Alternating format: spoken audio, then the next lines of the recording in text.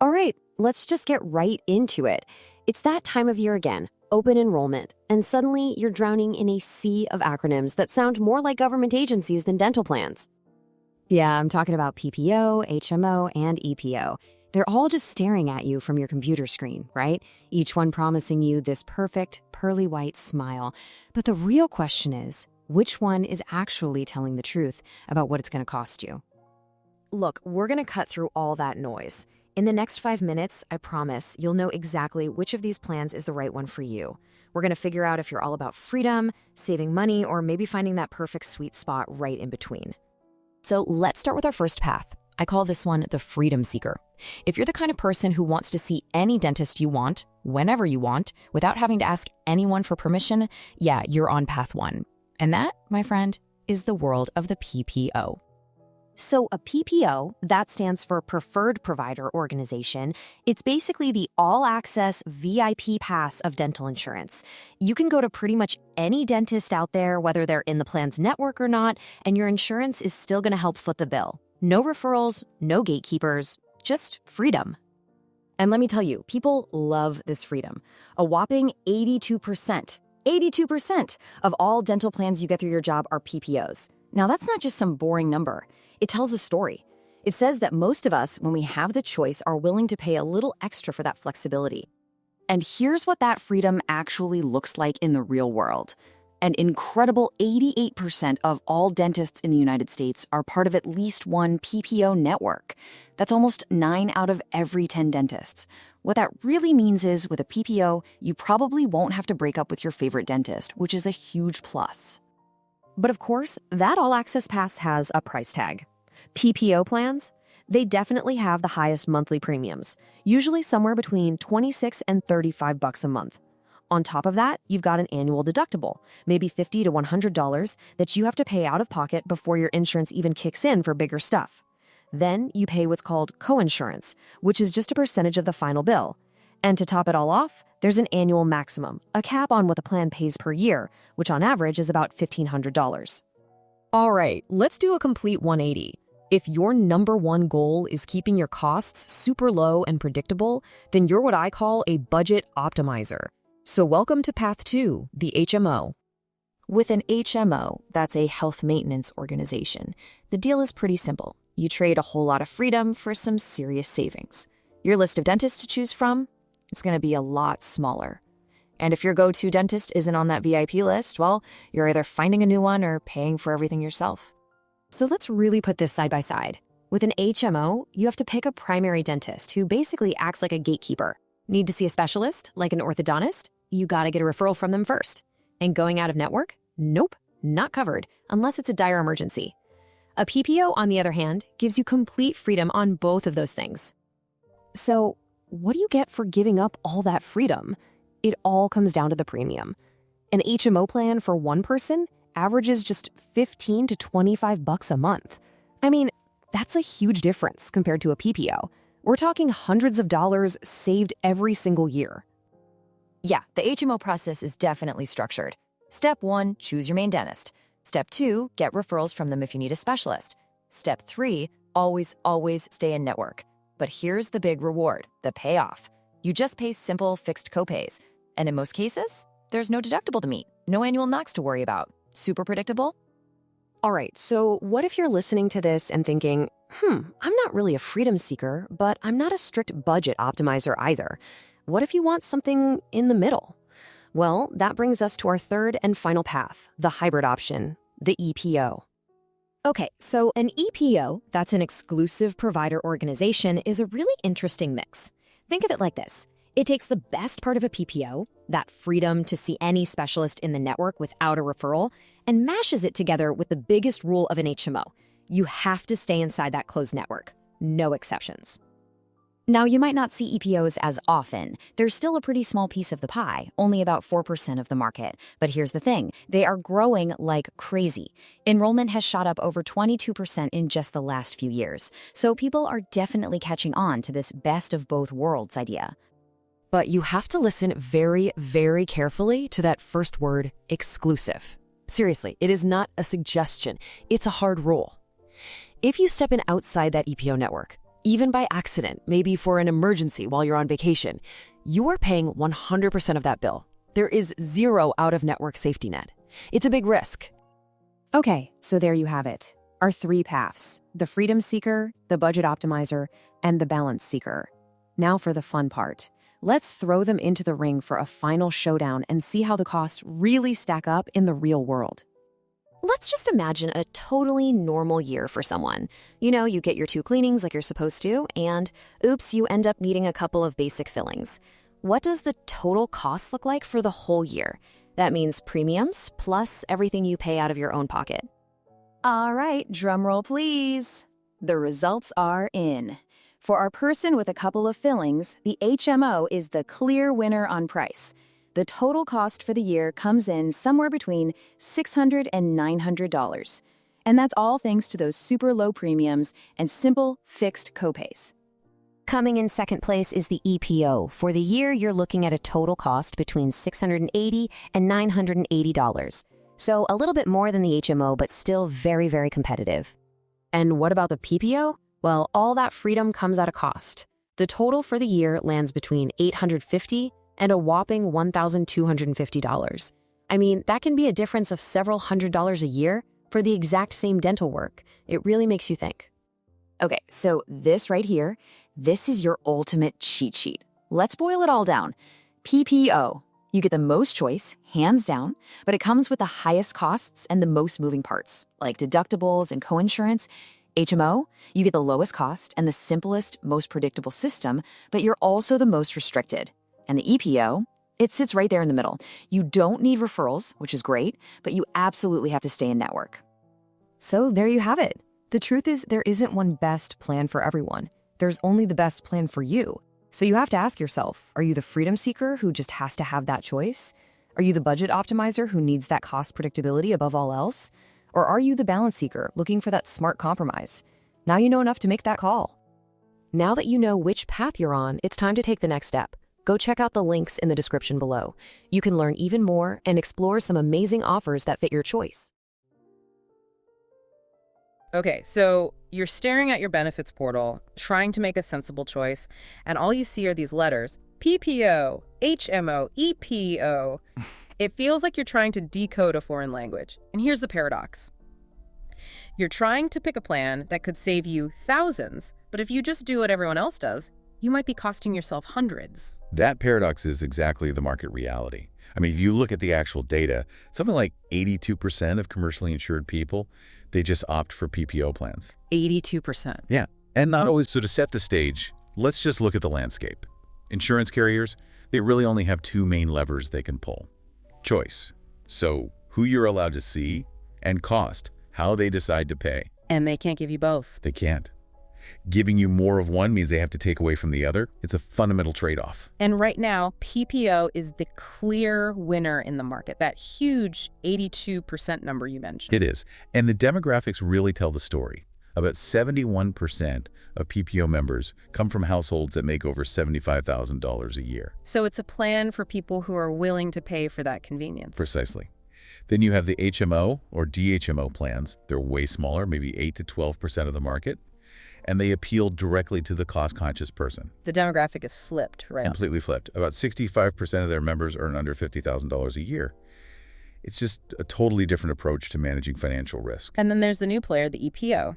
Tiny, only 3 to 5% of enrollments. Tiny, but growing incredibly fast. We're talking a 22% growth rate between 2020 and 2023. So they're trying to find that balance. Okay, so let's use an analogy. I like analogies. Me too. Let's think of the PPO as, say, a luxury sedan. You pay a high price, but you can drive it anywhere you want, even off-road, and you'll still get some support. And the HMO? The HMO is the public bus.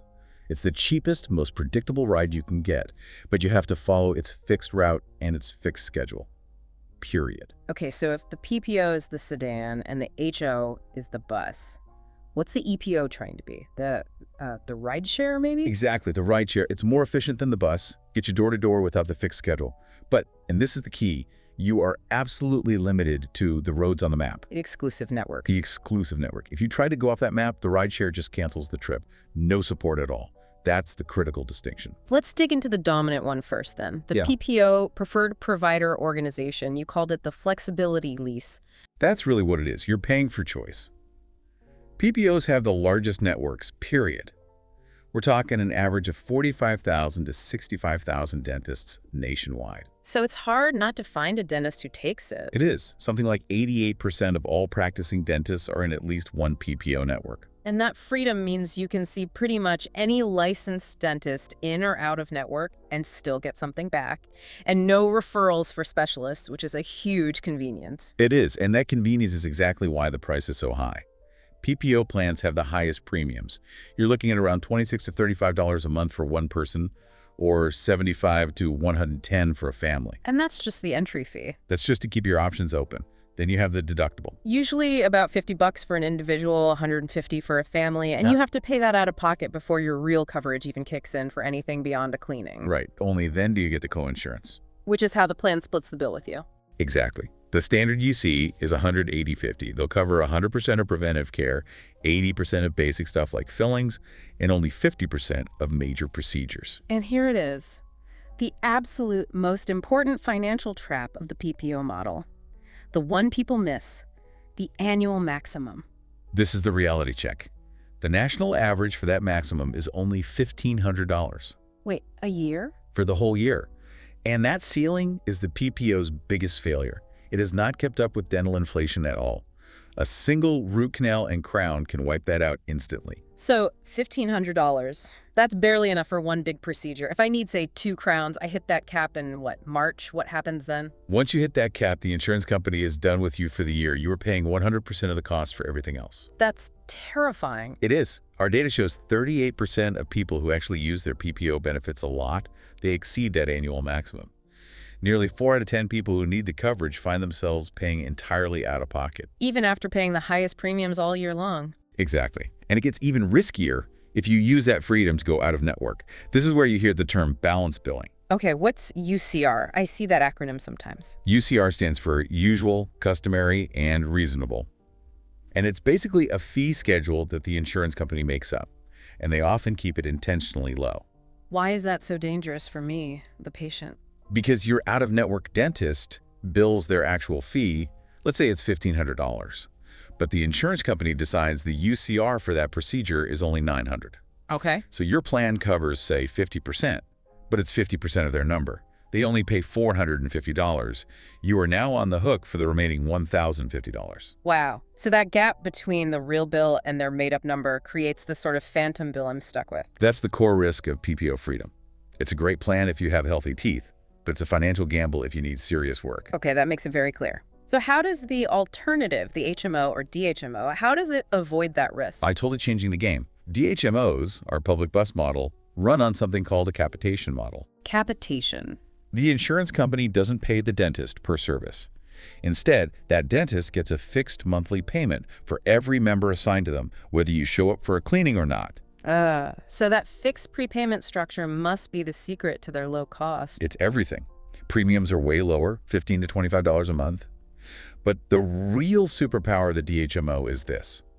94% of these plans have no deductibles and, crucially, no annual maximums. No annual max. That changes the entire calculation for someone who needs a lot of work. It flips it on its head. You're not dealing with a scary percentage of an unknown number. You're dealing with fixed copayments. So instead of 50% of a $2,000 crown, it's just a flat fee. Exactly. It's, say, a $350 fixed copay for that crown. Your total cost is known down to the penny before you even start. So for people who need a lot of work, the DHMO is almost always the cheapest total option because the benefits never, ever run out. But if there's no cap, what stops someone from waiting until they need 10 grand in work, signing up and bankrupting the whole plan? That's why the structure is so rigid. You're locked into a much smaller, closed network. Yeah. Maybe 15,000 to 25,000 dentists. Mm-hmm. And there is zero coverage if you go out of network, except for maybe a true life-threatening emergency. And there's a gatekeeper. You have to pick a primary care dentist, and they have to approve everything. Yep. Our data shows 76% of DHMOs require a referral to see a specialist. That creates some friction. And longer waits. A bit. Specialist wait times average about 18.7 days for an HMO versus 14.3 for a PPO. Mm-hmm. That little bit of extra wait time is part of the trade-off for the low cost and predictability. Okay, let's move to the middle ground, the EPO, the rideshare, the exclusive provider organization. It's this hybrid that tries to give you PPO-style choice. But with an HMO-style lockdown on where you can go, their networks are mid-sized, bigger than HMOs, maybe 25,000 to 40,000 dentists. And a big plus, no referrals needed for specialists, usually. Generally not, which cuts down on the administrative hassle. The cost is also mid-range, around $20 to $30 a month, and it uses a PPO-style cost structure, deductibles, co-insurance. It feels a lot like a PPO when you're using it. And this is the big but. Here's the absolute deal breaker you have to know, the exclusive part. Yeah. Like an HMO, 94% of these plans give you zero, absolutely no coverage for out-of-network care. So let me get this straight. If I have an EPO and I'm traveling and need an emergency root canal, I have all the financial hassle of a PPO, the deductible, the co-insurance. But none of the PPO's safety net. Yeah. If that dentist isn't in that specific exclusive network, you pay the full retail price. That's the risk. The EPO is a great balance. If you are 100% certain your dentist, your endodontist, your oral surgeon are all in that specific network. If you need that safety net for travel or emergencies, it's a much riskier plan than a PPO. So let's run the numbers, the cost-benefit calculus. If you're a low-utilization patient, just cleanings and checkups. HMO is the undisputed winner. The total annual cost, premiums included, is maybe $280 to $420. For a PPO, you're looking at $480 to $680. You're paying nearly double for flexibility you aren't even using. But it completely flips when you need major work. We saw PPO plans have the highest rate of people abandoning treatment because of cost, right? 15%. Compared to only 12% for HMOs. That's because people hit that $1,500 max on their PPO and just panic. The predictability of the HMO really matters there. And there are other hidden traps like waiting periods. A huge one. PPOs often make you wait 6 to 12 months before they'll cover major procedures. If you're signing up because you know you need a crown, that's a huge problem. DHMOs rarely have them. Okay, we have to talk about HSAs, health savings accounts, because this gets really technical and can save or cost you a lot in taxes. This is a critical distinction. The capitation model of the DHMO, the prepayment, creates a friction point with the IRS rules for HSAs. For a dental expense to be eligible to be paid from your HSA, it has to be a qualified medical expense that you incur. With a DHMO, the dentist has already been prepaid by the insurance company. So when you pay your fixed copay, It's not technically considered an expense you're incurring to meet a deductible? exactly.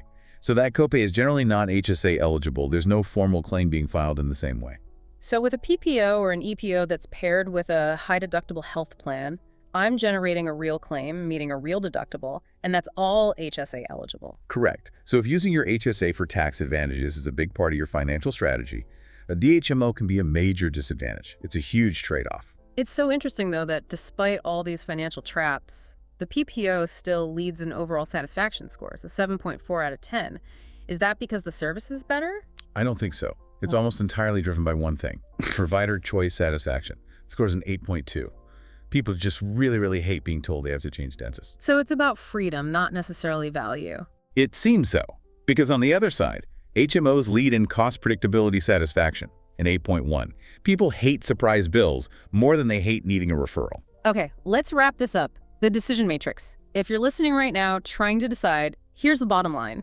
If you are purely cost conscious, the DHMO is your plan. You get predictability, low premiums, and no annual max. The trade-off is you sacrifice choice and you accept the gatekeeping. If you prioritize choice above all else, maybe you travel, you love your dentist, the PPO is your plan. You get maximum freedom. But you have to be ready to pay the highest premium and you accept the risk of that very low annual maximum. And if you're looking for that balance, you choose the EPO. Lower premiums than a PPO, broad choice, no referrals. But you must be absolutely certain everyone you need is in that exclusive network. The lack of a safety net is the critical risk. And before you click that enroll button, actually read the documents. Look for things like lifetime maximums for ortho, and especially those waiting periods for major work. And here's one final provocative thought to leave you with. Based on long-term oral health data, there's something called a DMFT score. It stands for decayed, missing, and filled teeth. Okay. Studies show PPO enrollees have a slightly better average score, a 6.2, than HMO enrollees who are at a 6.5. That's not a big difference. It's not. And it raises the question, Does paying all that extra money for choice actually lead to better long-term health outcomes? Or is the benefit so marginal that the savings and predictability of the other plans are actually the smarter bet? Something to think about as you make that choice. Indeed. Visit the links in the description below to learn more and for amazing offers.